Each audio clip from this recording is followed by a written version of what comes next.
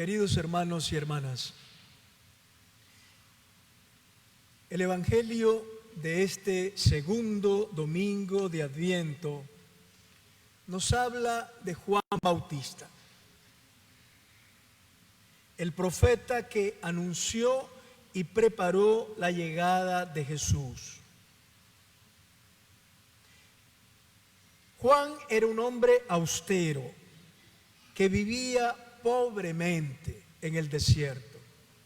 Tenía lo esencial para vivir y se alimentaba de lo poco que podía conseguir. Vestía un manto hecho con pelos de camello y un cinturón de cuero atado a su cintura, y su comida eran saltamontes y miel del campo. Allí en el desierto de Judea, Juan Bautista llamaba a todos a la conversión, al cambio de vida, y anunciaba la llegada del Mesías. El desierto de Judea, donde estaba Juan predicando, está al sur de Jerusalén, lejos de los centros de poder de la religión y de la política. Juan Bautista no pertenecía a la clase sacerdotal que desde el templo se imponía sobre el pueblo, ni era tampoco un predicador preocupado por no descontentar al temido Herodes Antipas, ni mucho menos un cobarde aliado del sanguinario procurador romano Poncio Pilatos. Lo más impactante de Juan era su libertad. No estaba atado a nada, ni tenía que rendirle cuentas a nadie más que a Dios. Por eso su palabra impactaba en el corazón de la gente. Juan era un rebelde frente a la religión acomodada y decadente de Jerusalén y un crítico de la sociedad desigual e injusta de Judea. Juan era un rebelde. Hoy necesitamos la rebeldía de Juan Bautista. Necesitamos rebeldía de corazón para no conformarnos con nuestra vida mediocre y nuestra existencia llena de ídolos que suplantan a Dios. Necesitamos rebeldía interior para no resignarnos a aceptar un mundo en el que cada uno busca su propio bienestar y en donde valen más las cosas que las personas. Necesitamos rebeldía intelectual para atrevernos a pensar con libertad y seriedad y con espíritu crítico frente al sistema dominante. Necesitamos rebeldía social para no aceptar como normal regímenes de terror que quieren doblegarnos y obligarnos a ser indiferentes y silenciosos. Necesitamos rebeldía profética para alzar la voz en nombre de Dios y denunciar los pecados, los crímenes de los opresores, animar a los decaídos, iluminar a los confundidos, cuidar de los pobres y defender a las víctimas. Juan Bautista era sobre todo un profeta de Dios. Dios lo había enviado y él estaba acostumbrado a descubrir a Dios cercano, siempre a las puertas, siempre llegando, buscando alguna rendija por donde entrar a nuestra vida. Y por eso, porque vivía con la conciencia de que Dios estaba cercano, invitaba a todos a prepararse para acogerlo. Los invitaba a que abrieran un espacio para Dios, exhortándole a poner orden en la propia vida y a cambiar de conducta. Dice el Evangelio que Juan Bautista era esa voz de la que habla el profeta Isaías, una voz que gritaba en el desierto, pregonando sin cansarse: preparen el camino del Señor. Eso era Juan, una voz que hablaba en nombre de Dios. A veces una voz puede parecer poco, sobre todo si resuena solitaria, sin el apoyo de otras voces. Sin embargo, una sola voz que se atreva a hablar en nombre de Dios para dar esperanza a los decaídos y decir la verdad con valentía, tiene una fuerza asombrosa, aunque solo sea una voz en el desierto. Una sola voz, serena pero firme, que haga renacer la esperanza y no se deje intimidar por nadie, produce un efecto sorprendente, aunque sea solo una voz en el desierto. Qué necesarias son hoy las voces que llaman a no conformarnos con la mediocridad y nos invitan a enderezar la vida personal y la convivencia social según la voluntad de Dios. Qué necesarias son las voces que gritan sin temor en nombre de Dios la verdad e invitan sin desfallecer a tener esperanza.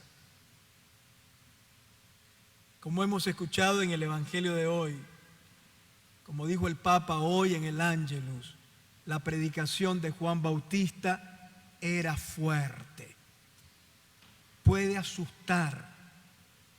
La predicación de Juan Bautista no era diplomática ni temerosa, sino profética y clara, como debería ser también hoy la predicación de la iglesia si quiere ser servidor del Mesías que anunciaba Juan y no una institución temerosa de descontentar a los poderosos. Juan le habla claro a las autoridades oficiales del judaísmo que llegan a hacerse bautizar y que están representadas aquí por los fariseos y los saduceos. Los fariseos eran personas muy piadosas, preocupadas por normas y leyes religiosas, pero poco sensibles a las necesidades de los demás. Los saduceos, en cambio, eran casi siempre funcionarios del templo, muy conservadores, provenientes de las familias ricas de Jerusalén, que gozaban de los privilegios que les daba el ser aliados del poder romano que oprimía al pueblo. Juan Bautista primero, pero también Jesús después, a esta gente la llamaron con esa expresión tan dura que hemos oído hoy: raza de víboras. Según la antigua tradición judía, la figura de la serpiente insidiosa que engañó al hombre y a la mujer en el jardín del Edén es símbolo de la maldad perversa y obstinada. Por eso, esos dirigentes del judaísmo, que más tarde fueron los grandes adversarios de Jesús, con razón son llamados raza de víboras.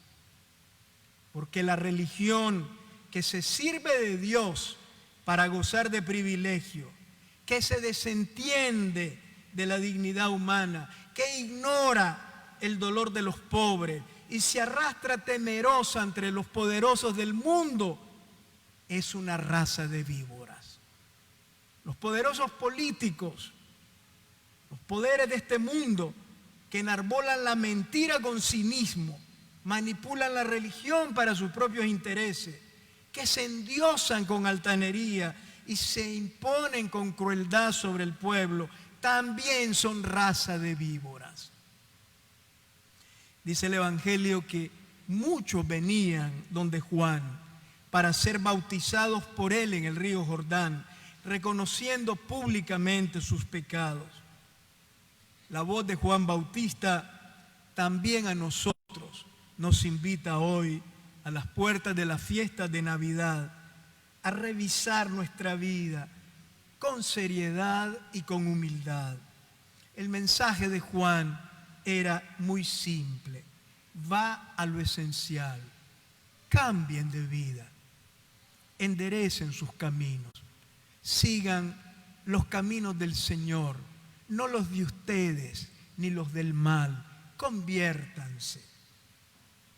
Hoy Juan nos diría: pónganse frente a Dios, no se engañen, no se contenten con la buena imagen que los demás tienen de ustedes y vayan al fondo de su corazón.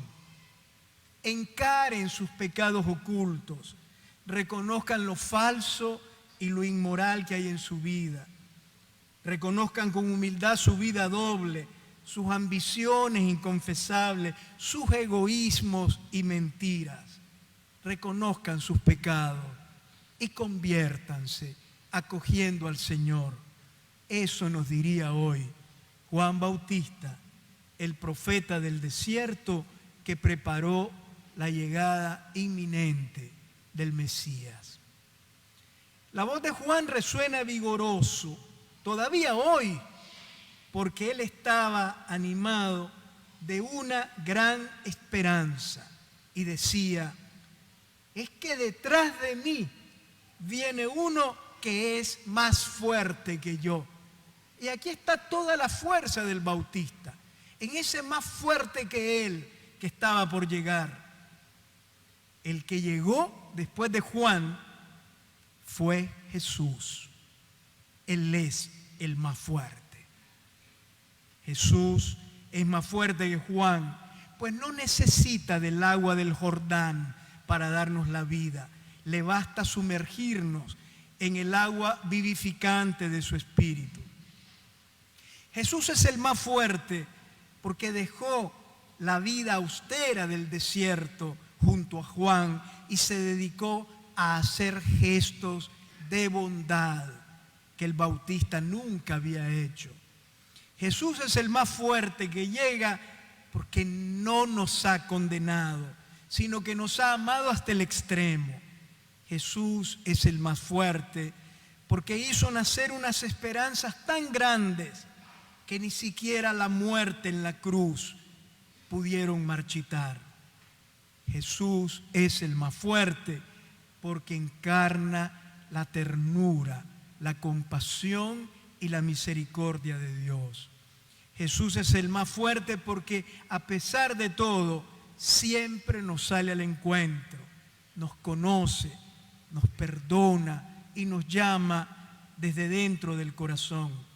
Jesús es el más fuerte porque nunca se cansa de nosotros. Nos ama como somos y nos espera siempre para darnos la oportunidad de volver a comenzar, dispuesto a levantarnos, sanarnos y salvarnos. Confiar en el amor del más fuerte que anunciaba Juan Bautista y abandonar confiadamente en sus manos nuestra vida es comenzar a vivir. Digámosle de corazón en este tiempo de Adviento: ven, Señor Jesús. Amén.